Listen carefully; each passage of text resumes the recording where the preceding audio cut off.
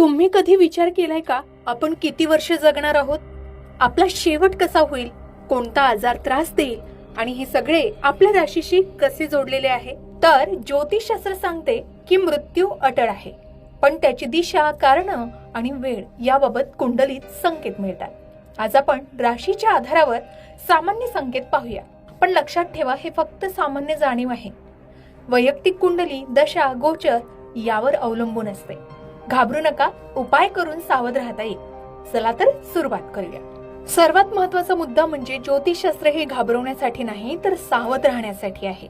चांगले कर्म करण्यासाठी आणि आयुष्य अधिक अर्थपूर्ण बनवण्यासाठी आहे. आता मृत्यू अटळ आहे, पण त्याची दिशा, तीव्रता आणि वेळ यावर आपण थोडंफार नियंत्रण ठेवूच शकतो. यावर उपाय, भक्ती, सकारात्मक जीवनशैलीने बरेच काही बदलता येते. मग आज आपण राशीच्या आधारावर हे सगळं सविस्तर समजून घेणार आहोत आणि शेवटी असे उपाय सुद्धा बघणार आहोत की तुम्ही घाबरणार नाहीत, तर हसत खेळत सावध राहाल.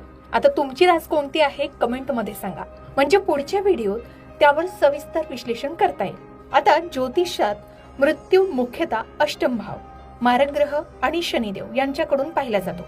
आता मृत्यू षडाष्टक योग बघितला तर तुमच्या लग्नापासून 6वी किंवा 8वी राशी शत्रू ग्रहाची असेल तर जीवनात तणाव, आजार, वैचारिक क्लेश येतात.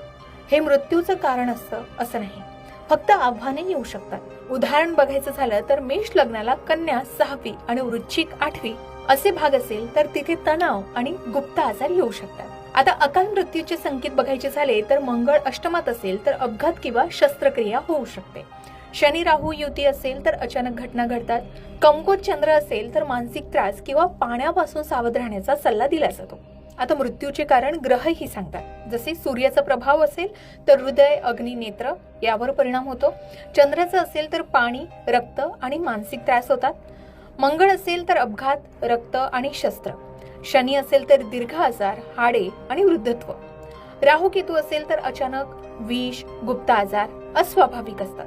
हे फक्त संकेत आहे, निश्चित काही नाही. तुमची कुंडली तपासून ज्योतिषीच अचूक सांगू शकतात. आता हे सामान्य संकेत असले तरी वैयक्तिक कुंडलीत दशा आणि गोचरही बदलू शकतात. आता राशीनुसार जाणून घ्यायचं झालं तर मेष राशीला डोके, डोळे, रक्तदाब यांविषयी अपघात होऊ शकतो. अचानक अग्नी, हृदय यांसंबंधित काहीतरी समस्या येऊ शकतात. मग मेष राशीचे व्यक्ती वयाच्या 55 ते 75 वयापर्यंत जगतात. उपाय केल्यास ते जास्त वेळही जगू शकतात. तुम्ही धाडसी आहात, पण सावध राहा. त्यासाठी स्पीड टाळा. दुसरी वृषभ राशीला गळा, घसा, थायरॉइड, मधुमेह, दीर्घ या आजारांच्या समस्या येऊ शकतात. या व्यक्ती 65 ते 85 वयापर्यंत जगतात. तुम्ही स्थिर आहात, पण खाण्यावर नियंत्रण ठेवावं.